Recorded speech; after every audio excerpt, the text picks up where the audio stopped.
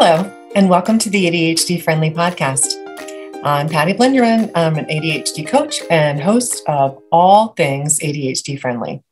This is episode 18, and it's the one where I'm going to be talking about mini habits. So today I'll be sharing some information on why mini habits are an ADHD-friendly way to approach building a new habit in your life, as well as some strategies to start and keep your own mini habits. So I'm going to begin by just explaining what a mini habit is. And this is from the book Mini Habits by Stephen Guise. And Stephen says that a mini habit is a very small goal. It can be a step that leads to a bigger goal, but it is small enough that it makes it very easy to do it. He says mini habits are a much smaller version of a new habit that you want to form. So some examples of this are, if you want to be doing 100 push-ups a day, a mini habit would be, I'm going to do 1 push-up daily. If you want to read more, breaking that into a mini habit might be, I want to read 1 page every day. Or I want to have a habit of walking at least a mile a day or 10,000 steps a day. Maybe the mini habit would be, I'm going to put on my walking shoes and walk out to get the mail every day. You could always do more than your mini habit. The important key to establishing a mini habit and why it can be so ADHD friendly is you're making it a very, very small goal so you can check it off easily. Again, you can always do more, but if you expect yourself to do more, that can get in the way of establishing the habit. So research shows it takes on average 66 days to establish a new habit. There's a pretty wide range there. Some can be established in as short as 18 days. Some take as long as 254 days. The trick is keeping it small because small makes it easier to sustain it. So a reason that mini habits lead to success more often is that they are manageable for the long run. And with ADHD brain wiring, anything that's too restricting, constricting, or depriving is not sustainable for the long run. We may want to set a bigger goal, but often that bigger goal will get in the way of doing it. We go into that all or nothing thinking, I have to do at least this or it doesn't count. If that amount has any resistance, we won't do it. So we have to look at how to make it easier to follow through with our intention, and mini habits are a great way to explore doing that. So I'm going to break down 6 steps to beginning a mini habit of your own, beginning with step 1, which is choose your mini habit. There might be a lot of things you want to put in place in your life. I'm going to encourage you, pick one to begin. You can always build on more once you have that established, but give yourself permission to prioritize one thing to focus on for your first mini habit. Step 2, decide when you're going to do your mini habit, where you're going to do it, and for how long you're going to do it. So I'm going to walk you through my mini habit that I've been working on for the last few months, and that was to do something physical for 5 minutes at least 4 times a week. And so I decided to mainly focus on building a yoga routine. And so I decided that I would do yoga after I brush my teeth in the morning. So pretty much as soon as I get up, I brush my teeth on Monday, Tuesday, Wednesday, and Thursday mornings. I really thought about what days would I be able to sustain this and what resistance did I feel to doing it. And I really sensed that those would be the days that I would be more likely to be able to follow through. And I gave myself permission to not do it on Fridays, Saturdays, and Sundays. I could if I wanted to. I could also do it longer if I wanted to, but I didn't plan to do it anything other than Monday, Tuesday, Wednesday, Thursday mornings. I would do it in my bedroom and I would do it for 5 minutes. Again, I could do it longer than that, but I could check it off as a success of following through with my plan after 5 minutes. Step 3, track your progress. I'm tracking my progress on a desk calendar that sits in front of me. So every morning when I come into my office, I can X out that date showing that I've done it. And it's very satisfying to start my day with that win.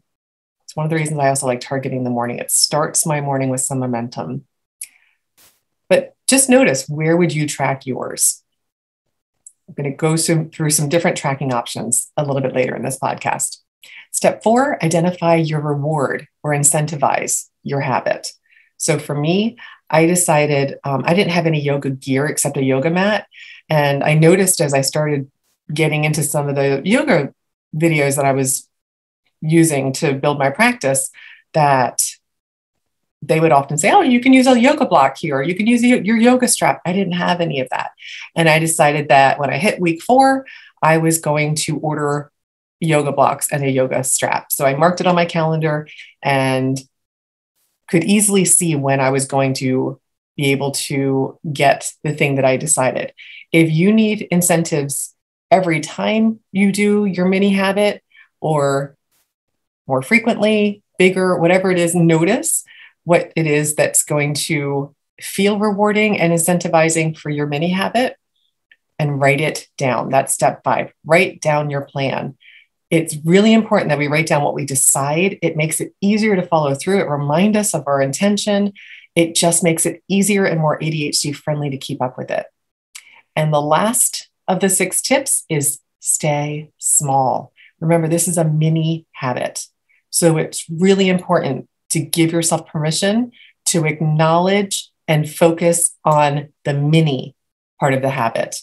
It's not about the amount. It's about honoring what you've set out to do by minimizing it and building the habit. My mantra, something is more than nothing.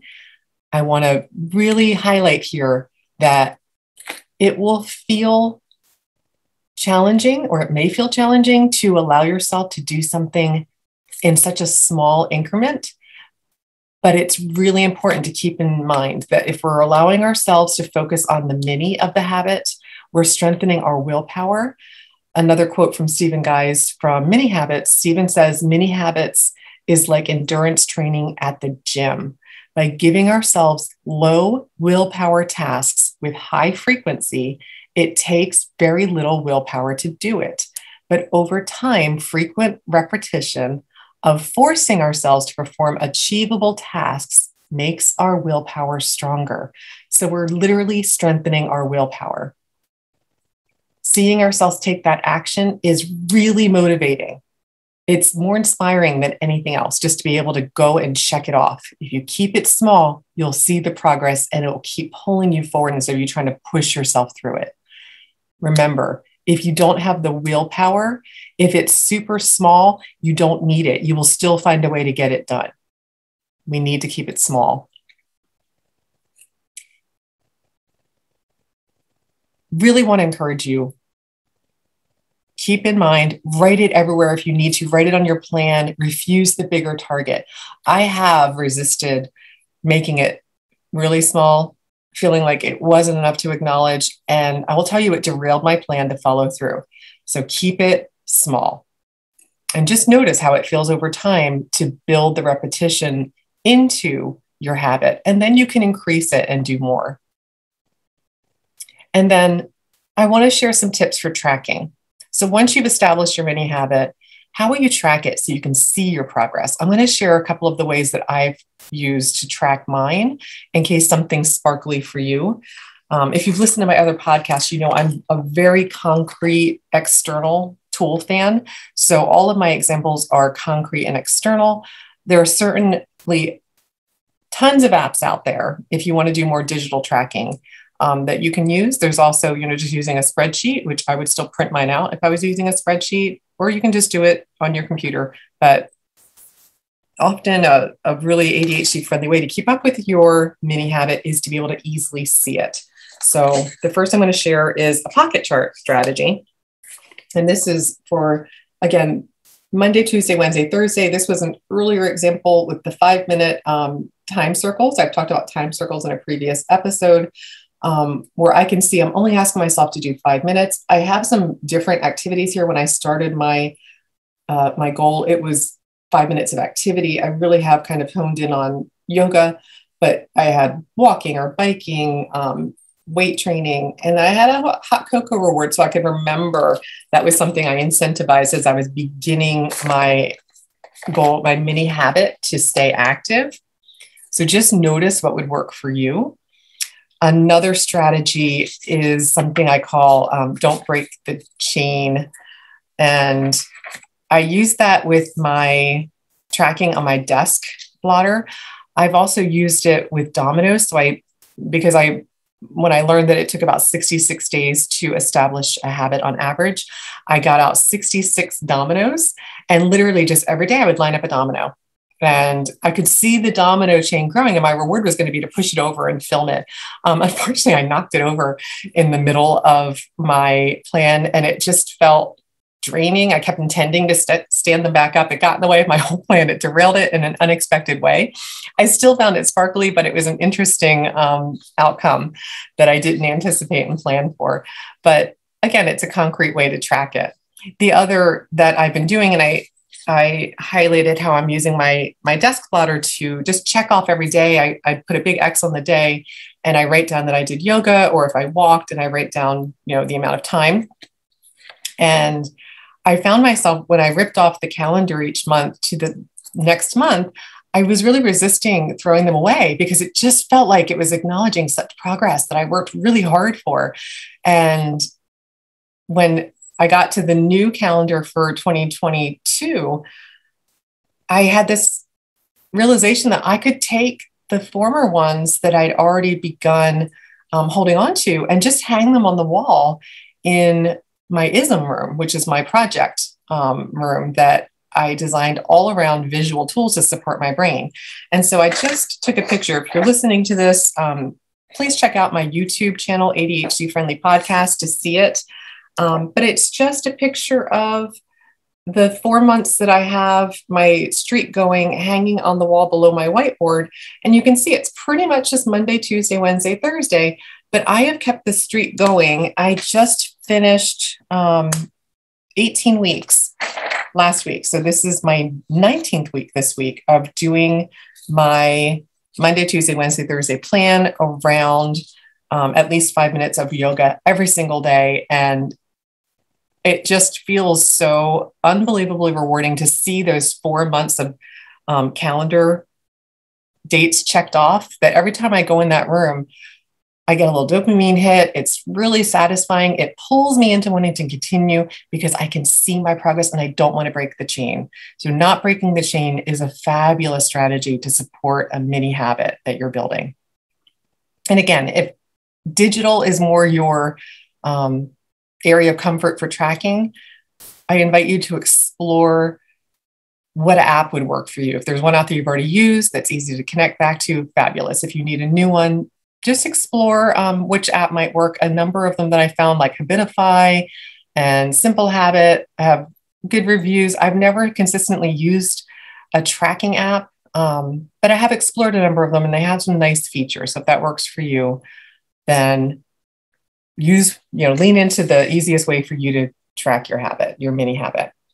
And then, of course, as I've shared in episode 12, and I've talked about in many of my other podcasts, it's really important to celebrate success. So I printed out my picture of my 4 months of my mini habit, and it will go into my Expecto Procronum journal, which is my visual success journal, that I include pictures of things that feel like something that I feel a sense of accomplishment for having achieved it. So that's going to go in there as a permanent tribute to my success. So I remember that that's something that I was able to accomplish. And I'm really excited to watch it continue to grow.